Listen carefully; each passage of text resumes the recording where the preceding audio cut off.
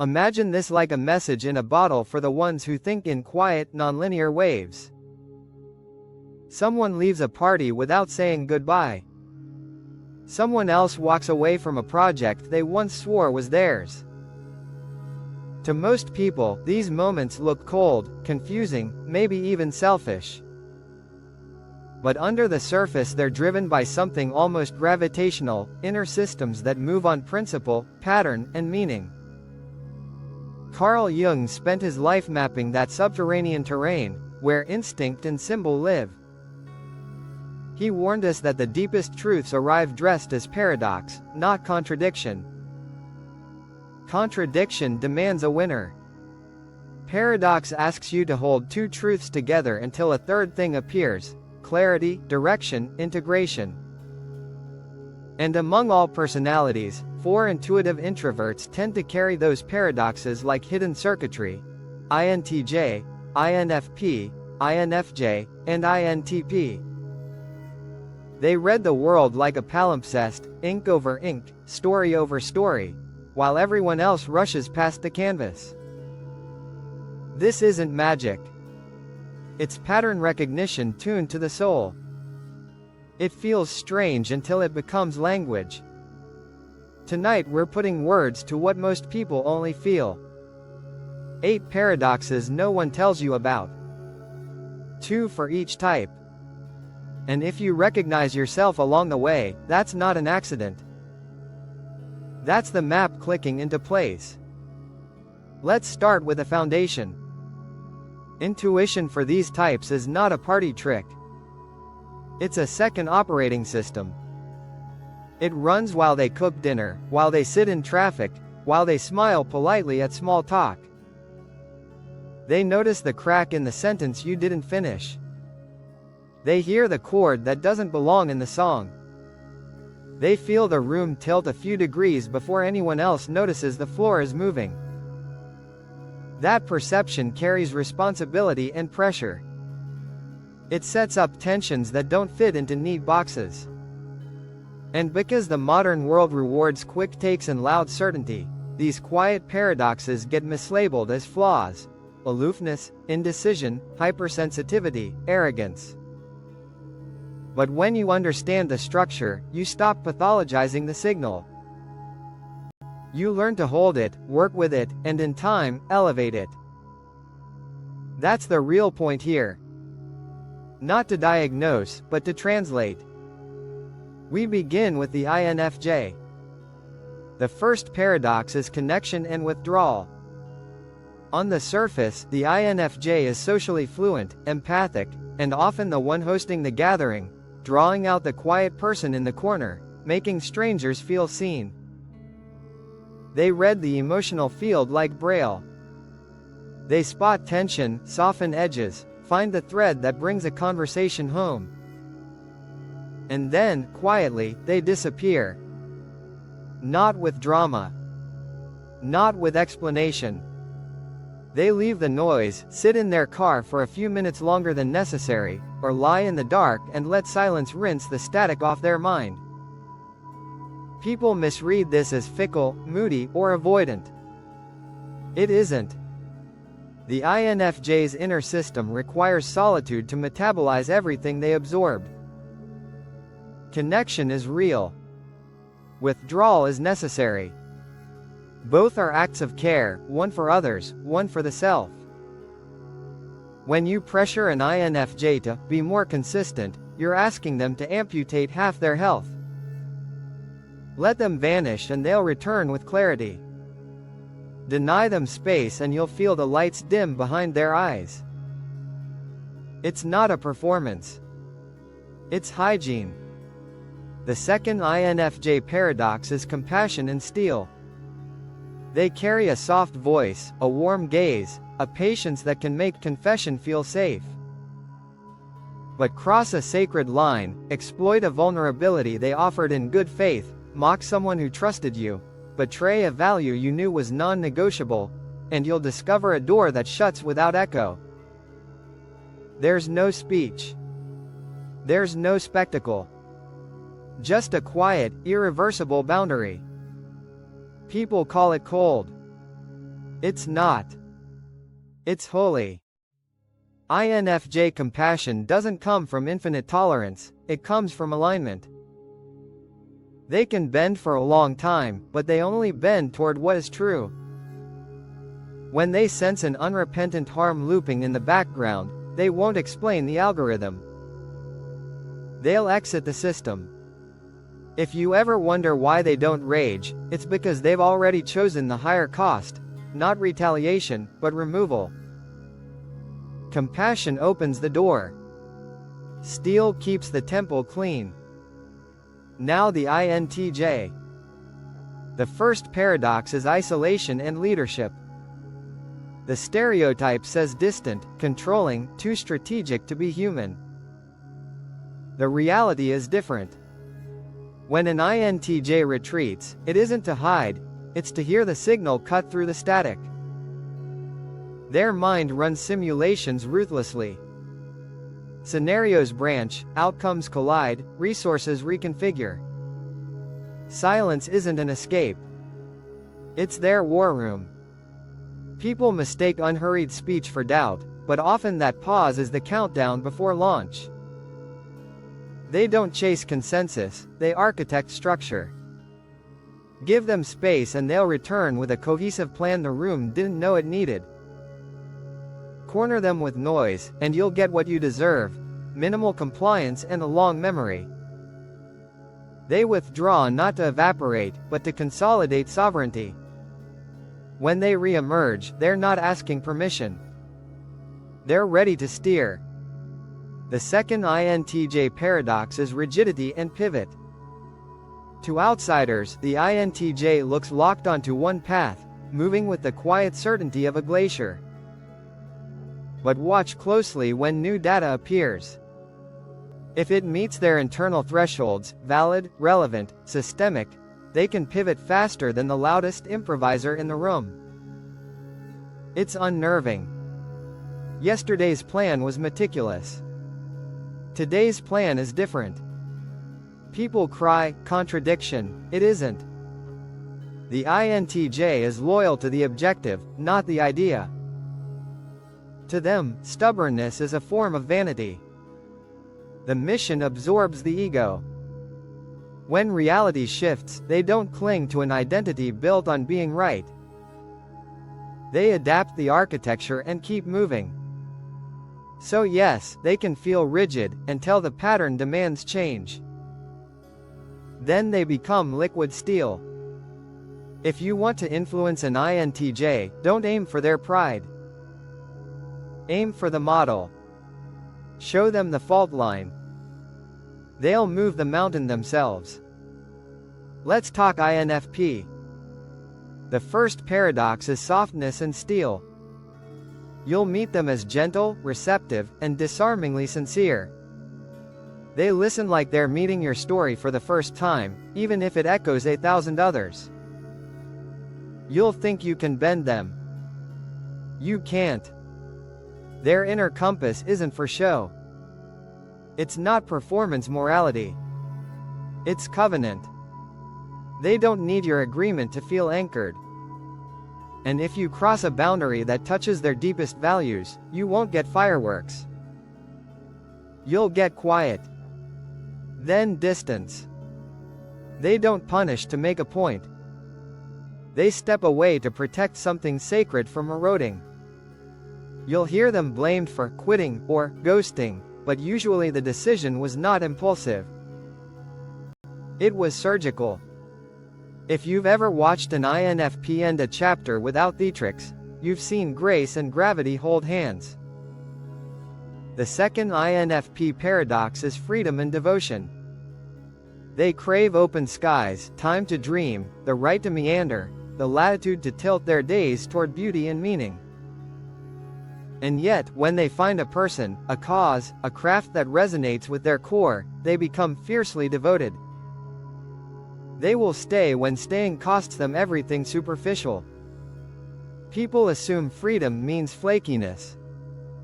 Not here. For the INFP, freedom is the ability to choose the one thing worthy of devotion. They aren't afraid of commitment, They're allergic to counterfeit commitments that suffocate the soul. Give them room to breathe and watch them put down roots that outlive the season. Try to cage them and you'll watch them slip through bars you didn't see. You can't bribe them with status.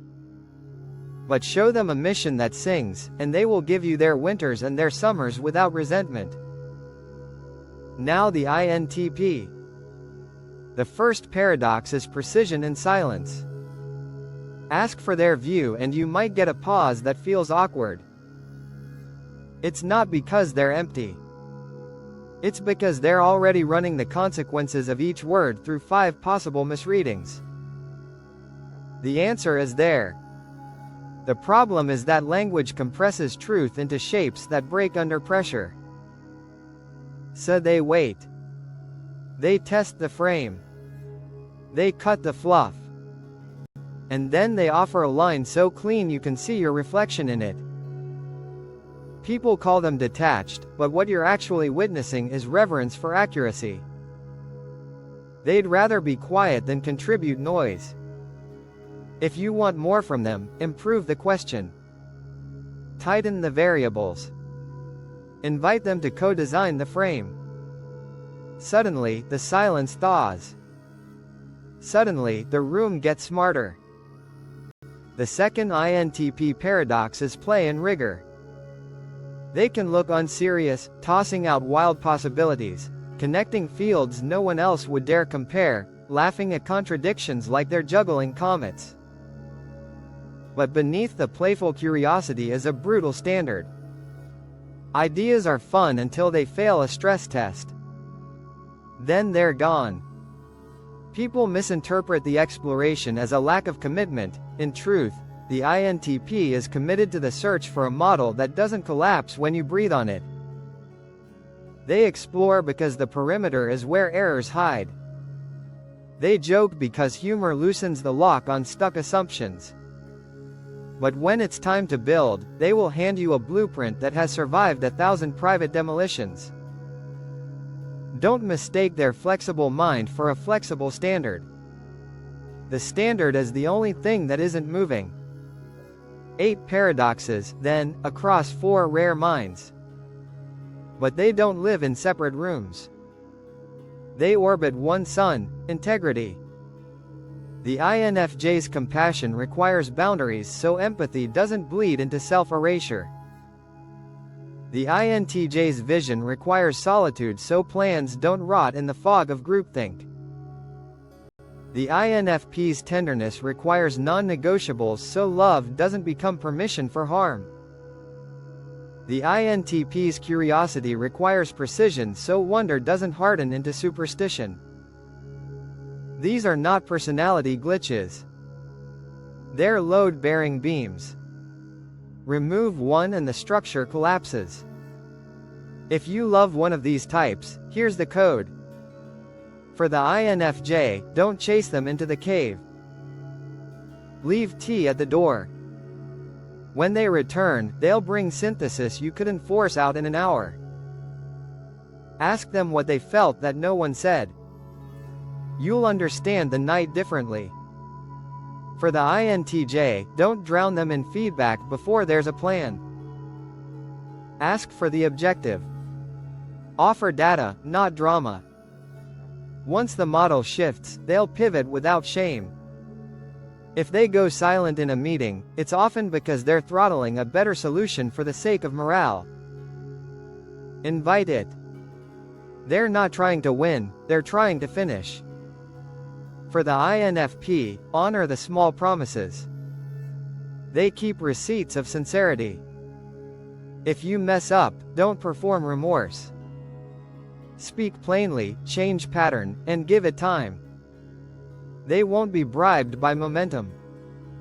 They're listening for congruence. For the INTP, don't demand instant answers to blurry questions. Let them refine the lens. The most loving thing you can do is say, "Help me ask this better." When they feel the frame is honest, they'll give you thinking that saves months of wandering. If you are one of these types, there's work on your side too. INFJ, don't confuse being needed with being known. Let a few people see you when you're not the guide. Rest before you crash. Name your no before resentment writes the script. INTJ, don't optimize relationships like projects. Not everything responds to a roadmap. Let people interrupt your vision with their humanity. Build slack into the plan for grief, joy, and the days when the weather refuses to cooperate. INFP, don't apologize for standards. But also check whether silence is a shield or a bridge burned too fast. Speak a boundary aloud before you enforce it in absence. Give the other person one clear doorway to repair. INTP, practice delivering good enough drafts. The perfect frame can arrive too late for the team that needed direction yesterday. Let your first iteration breathe in the real world and then improve it. Your mind's lab is brilliant, but real life writes new equations. There's a deeper layer here. Jung believed that when you hold opposites without collapsing into one side, something larger emerges. Call it the third thing. For these types, the third thing often looks like leadership that doesn't need a stage, love that doesn't require possession, truth that doesn't bully, and intelligence that doesn't humiliate. The INFJ who learns to schedule solitude stops resenting connection and becomes a steady harbor. The INTJ who practices relational warmth builds structures people want to inhabit, not just obey. The INFP who speaks boundaries before severing becomes a gardener of trust rather than a warden of silence. The INTP who shares scaffolding early becomes the catalyst for collective insight, not just the ghostwriter of answers no one hears. Watch how the paradox matures over life. Young INFJs drown in empathy and vanish. Older INFJs create rituals of return, journals, walks, a friend who understands their "I'm leaving to come back." Young INTJs come off as severe. Older INTJs learn the cost of allies and design generosity into the system. Young INFPs keep choosing freedom over form and lose projects in the open fields. Older INFPs build containers that breathe, enough structure to finish, enough sky to sing. Young INTPs vanish into theory.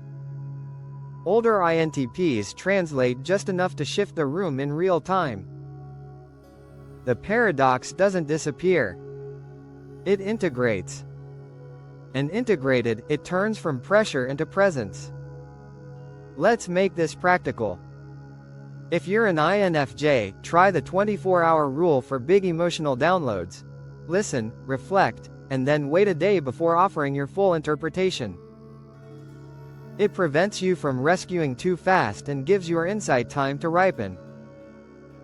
If you're an INTJ, create a visible backlog of open questions on any team project. It signals humility without diluting leadership and invites the right kind of input before you lock the plan. If you're an INFP, draft a values page for your life the way a company drafts a mission statement. Not to show others, but to check your choices against your compass when the world gets loud. If you're an INTP, build a habit of teaching a concept as soon as you learn it. Write a short note, record a quick explanation. Translation in motion keeps you connected to the humans your ideas are meant to serve.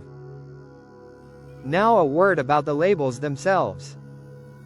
No 4 letters can hold a human being. But that doesn't mean the model is empty. It's a lens.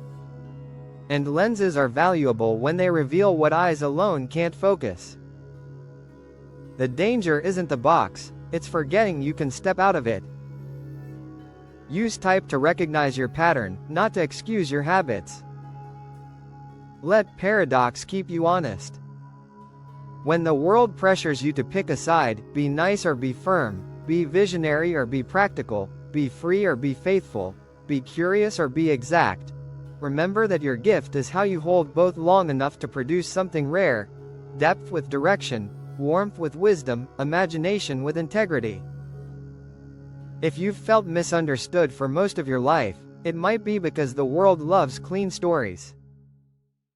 You are not a clean story. You are a living tension with a purpose. The INFJ turns empathy into architecture. The INTJ turns solitude into strategy. The INFP turns tenderness into covenant. The INTP turns play into precision. None of this will win you points with people who only reward volume. But listen closely. Volume has a short half-life. Integrity endures. In a culture addicted to instant takeaways, your paradox is the long game. It's easy to be loud for a moment. It's hard to be true for a decade. Be true. If you made it this far, you already know this channel isn't interested in shallow labels or performative advice. We're building a library for people who think and feel in layers. Drop your type in the comments and name the paradox that felt like home. If you're the INFJ who loves people and needs the cave, say so. If you're the INTJ who flips the plan overnight because the objective shifted, tell us. If you're the INFP who kept your word while the world mocked your standards, we see you. If you're the INTP who waited to speak and delivered the line that changed the meeting, thank you. Subscribe if you want more maps. Share this with the friend who keeps apologizing for the very thing that makes them powerful. You don't have to resolve your paradox to live well. You have to recognize it, respect it, and learn its rhythm. Jung said the self shows up where opposites unite. Maybe that's what you're feeling right now, a small union, a thread pulling through. Follow it. Before we go, one last truth.